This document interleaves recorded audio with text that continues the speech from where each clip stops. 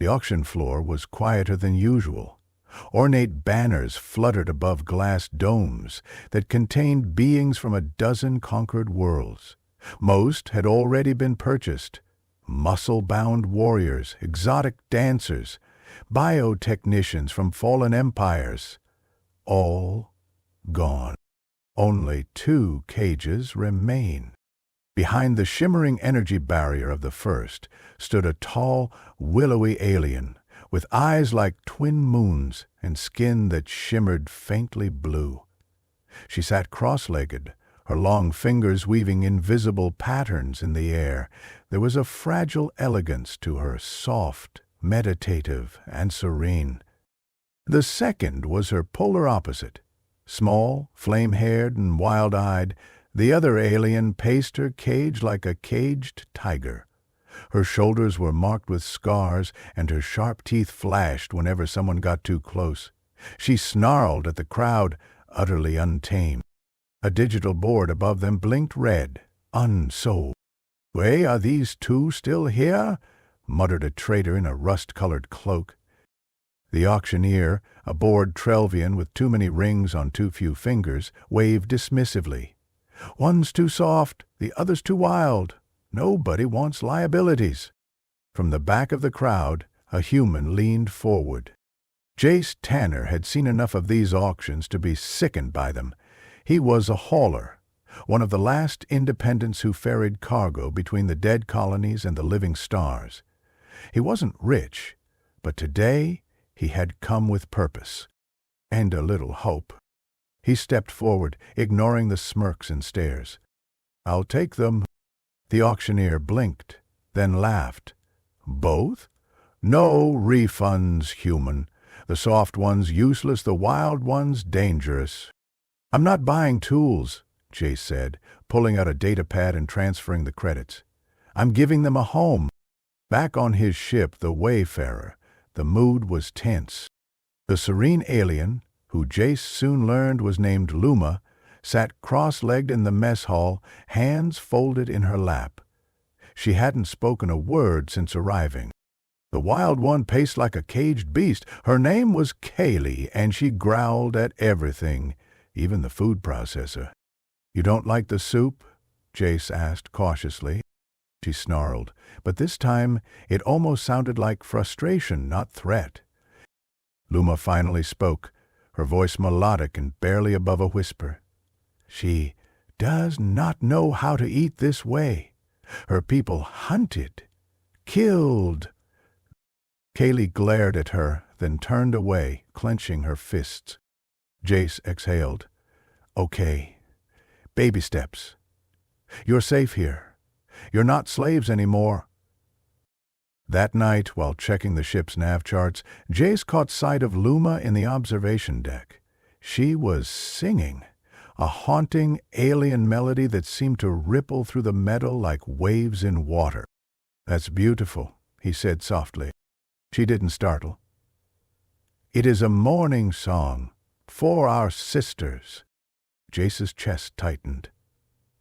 "They didn't survive the camps?" Luma nodded slowly. "We were the last, sold because we looked different, acted different. My people believe in peace.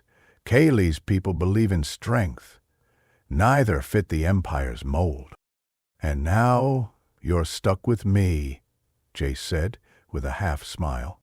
Luma looked at him, her eyes glowing faintly. "You saw us." Over the following weeks, things changed. Luma began to help with navigation, humming to herself as she traced routes through unstable wormholes. Her instincts for gravitational shifts were uncanny. She could hear the void, as she called it. Kaylee remained a challenge. She wouldn't sit, wouldn't eat with utensils, and refused to sleep in the crew quarters. But then, one day, Jace saw her watching him as he repaired a faulty stabilizer on the port wing. "You want to help?" he asked cautiously, offering her a plasma spanner. She hesitated, then snatched it. Within minutes, she was under the panel, barking in a strange tongue but working like someone born with a toolkit in hand. Afterward, she grunted and said something sharp. Luma translated, "She says your repair technique is sloppy." Jace blinked, then laughed. "Fair." One night, alarms blared. A pirate vessel had latched onto the Wayfarer, weapons drawn. Jace ran to the command deck, hands on the controls. "Power to shields," he shouted. "Luma, plot a jump." Kaylee appeared beside him, gripping a jagged blade she had fashioned from scrap. She grinned at the pirate image on the screen. An insectoid warlord with 4 red eyes. "Don't get any ideas," Jace muttered, but she was already gone. The ship rocked. Moments later, screams echoed over the comms. Kaylee had boarded the pirate vessel. Luma's hands danced over the navigation panel. Coordinates locked. Jace hesitated. "We can't leave her. She will return." Kaylee did return, bloodied, bruised, but grinning savagely. The pirates were gone. Jace stared at her, stunned. "You're insane." Kaylee looked him dead in the eyes and thumped her chest. "She said," Luma translated with a ghost of a smile, "this ship is her den now." Weeks became months. Luma planted glowing moss in the hydroponics bay. It pulsed with calming energy that helped them all sleep better. Kaylee built new armor plating from salvaged pirate gear. She began sleeping in a corner of the engine room, curled around her toolkit. Jace had grown used to their presence, their rhythms, their strengths, their odd beauty. But the galaxy wasn't done with them. They landed on a trade station in orbit around Jaraxxus 4, hoping to pick up spare parts. The moment Luma stepped off the ship, they came. Empire Enforcers. "Those two are property of the Imperial Bioacquisition Directive," the lead officer snapped. "They were illegally purchased.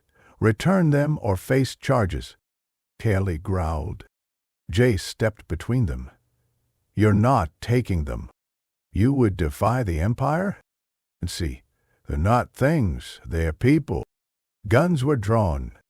Then Luma stepped forward. She looked directly at the officer and began to sing. Not a morning song this time. A song of light. The station seemed to shimmer. The air vibrated. The enforcers hesitated, visibly disoriented, their weapons trembling in their hands. Kaylee moved like lightning, disarming 3 of them before they could blink. Jace tackled the last. When it was over, the enforcers lay stunned. Luma's voice faded. "You okay?" Jace asked her. She smiled faintly.